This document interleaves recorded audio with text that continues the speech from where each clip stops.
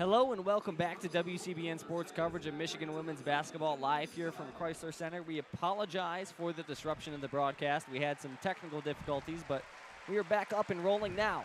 The score in Chrysler Center sits 66-27 in favor of the Michigan Wolverines with 5:35 left to play.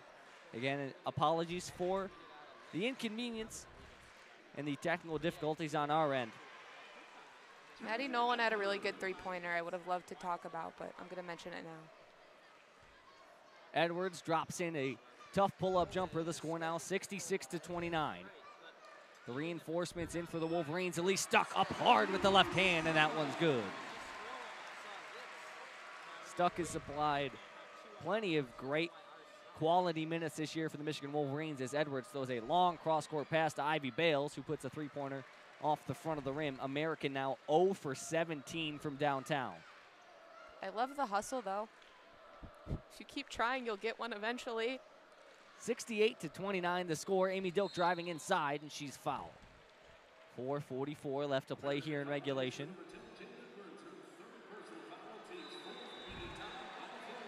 going to be immediate timeout as some substitutions come in. Michelle Sedor heads to the check-in table, and the crowd gives her all sorts of love. Definitely a good crowd at Chrysler, though. Maybe dwindling a bit because I don't think we know who's going to win this game. Knock on wood, don't jinx it. But first, yeah, don't want to give out the broadcaster's curse. Adam Bressler, my co-executive director here at WCBN Sports, love the kid to death. He's the absolute worst at that. He is. Flashback to when Michigan managed to beat Iowa here in regulation in that game a few weeks ago. Michigan women's basketball facing off against the Iowa Hawkeyes. Michigan was up by double digits for a few minutes. They were up by close to 20, and Bressler immediately started into the, Michigan they're going to go through the motions to finish out this one. We know who's going to win this one. This one's pretty much over. And then next thing you know, Caitlin Clark is doing Caitlin Clark things and scores 28 points in the fourth quarter and ends with 41, and Michigan wins by like 5. I'd also like to mention that I had also said in the first half that you can't ever stop Caitlin Clark. You can only delay her. Exactly. And then that's exactly what happened. I completely agree with you. It was you, me, and Adam on that broadcast, just the three of us. And the entire first half, I didn't say a single thing because I knew exactly what Caitlin Clark was capable of, and I stayed away from talking about that as much as possible. It's like she can hear you. She just feeds off fear. It's like she can hear you say things like that, and she's like, oh, really? And just uses it as just flame to the fire. I mean, she was hitting absolutely everything. From the logo, stuff like just insane shots that like nobody else but Caitlin Clark can make. Just a typical day at the office. They won their game by like 30, their first round game. The horn sounds. American has again broken their timeout huddle first as the American cheerleaders are on the floor. Michigan still in their huddle, closely tucked away. And the mascot, he's on the side this time. He doesn't get to be part of this dance. Currently, Maryland and Ohio State, alongside Indiana, have made it to, and Iowa, are the Big Ten teams that have made it to the second round. Michigan 4 minutes and 44 seconds away from becoming another team on that list. The Big Ten had 6 teams in the tournament, which is the most teams of any conference this year, and only 1 team away from being tied with the record for most conference teams in the women's tournament. It'll be Amy Dilk to step to the line and shoot 2 free throws. Cameron Williams and Elise Stuck down low as Dilk puts the first one off the right side of the rim. Michelle Sedor and Jordan Hobbs back near half court. Dilk's second free throw rims in and out, loose ball. It's going to be pulled down by John. 68-29 with 4:30 left to play here in the fourth quarter. Dilk dribbles over to the right wing, guarding Fisher closely. Lob pass inside now for Johns, working one-on-one against Williams. Driving to the middle, now kicks out for Taylor Brown. Brown now going inside, trying to work one-on-one against Stuck. Dribbles to the middle with the left hand, puts up a floater, air balls. And the shot clock kicking down, putting up a long shot just off the backboard from Johns at the end of the shot clock. That was shot like a shot put. 68-29 the score. And Michigan's just going to dribble out as much clock as they can. Sidor driving downhill with the left. Shoulder shot at the elbow. Now Dilk will drive middle. It was innovative. Kick out pass for Sidor. Inside now to Williams. Trying to get back to the middle, and that's going to be a jump ball. It'll go the other way.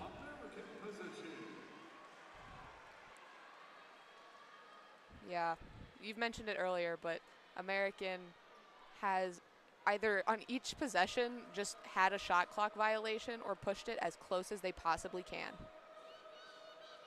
Michigan just doing a fantastic job of not allowing the Eagles to do anything they want to do. Coming out to hedge a ball screen way out near half court is Williams and Sidor. Kick to the corner now for American. Their first three of the day will finally go. Taylor Brown ends the drought. American now 1 for 19 from downtown. I mean, you said it yourself, Kendall. Keep putting them up, and eventually one will go. I mean, that's just, you had to, you know, you've had to figure. They did it. Michigan turns it over, and that'll bring in Whitney Solemn. She will check in for Amy Dilk. So Michigan has cleared the bench here with 3:10 left to play, 68-32 the score. Edwards working on the wing, ball swung all the way on the outside over to Graytock.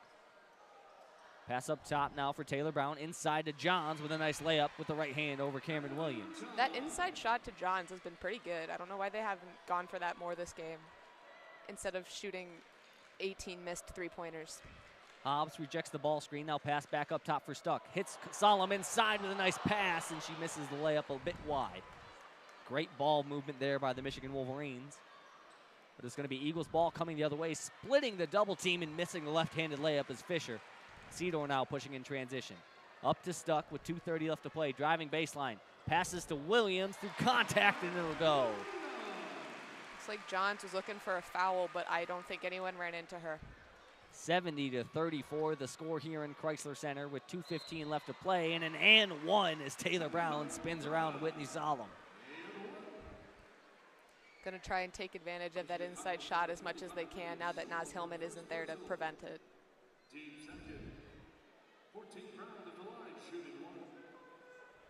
70-36 the score with 2:15 left to play. The Michigan band still in it.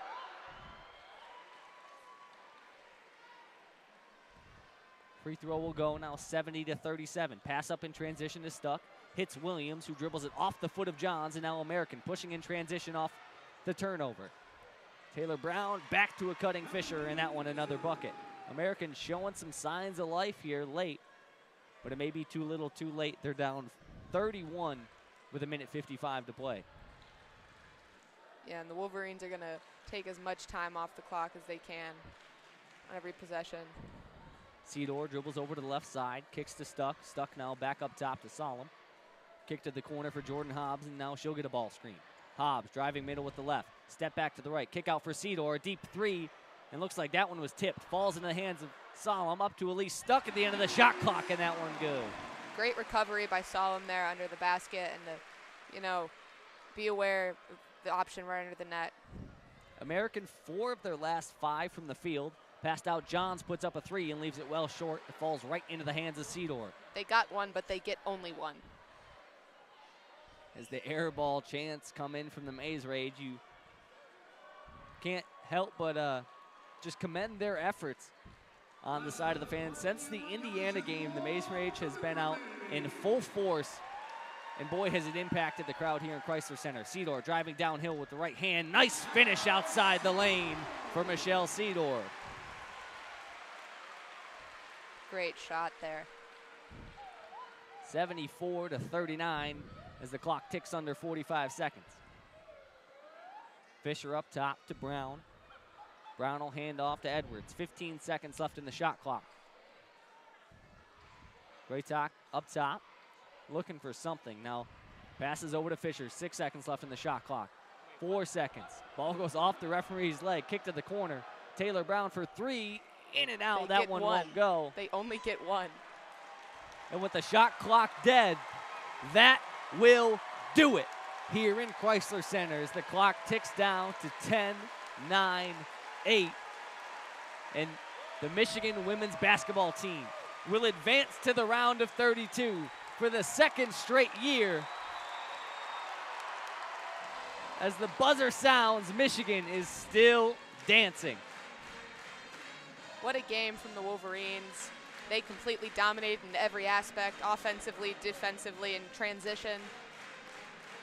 They played well, they played confidently, and they played like a team who's ready to move on and ready to face whatever team comes next. 74-39 the final. And you can't help but look at Naz Hillman over there on the bench and think about what an incredible game she had. Didn't play at all in the 4th quarter. In 26 minutes of work, 24 points, 11 rebounds, 1 assist, and 3 steals. A plus-minus of plus 28. I mean, what a game. Like you run out of words just to describe her. She's such a talented player, and it's so exciting getting to watch her do what she does, especially here, especially at home. To have these first 2 games at home with the Maze Rage and all the Michigan fans here, it's got to mean a lot, and it's so special watching what she does. Again, final score 74-39. Leading scores for the Wolverines: Hillman with 24, Kaiser with 13, Brown with 11, Felia with 8, Nolan with 6, Stuck with 4, and then Varejao, Williams, Dilk, and Cedar all with 2 apiece. As the band continues to play and they flash it up there on the scoreboard, Michigan will face number 11 Villanova on Monday night in the round of 32 of this year's Women's March Madness tournament. Before we go, would like again to apologize for the technical difficulties, but thank you for sticking with us. But for Charlie Brigham and Kendall Spencer, as well as Kellen Flynn and Jared Greenspan earlier, we would like to thank you for tuning in. And until Monday, we're going to leave you, like we always do, with a good night in a Go Blue.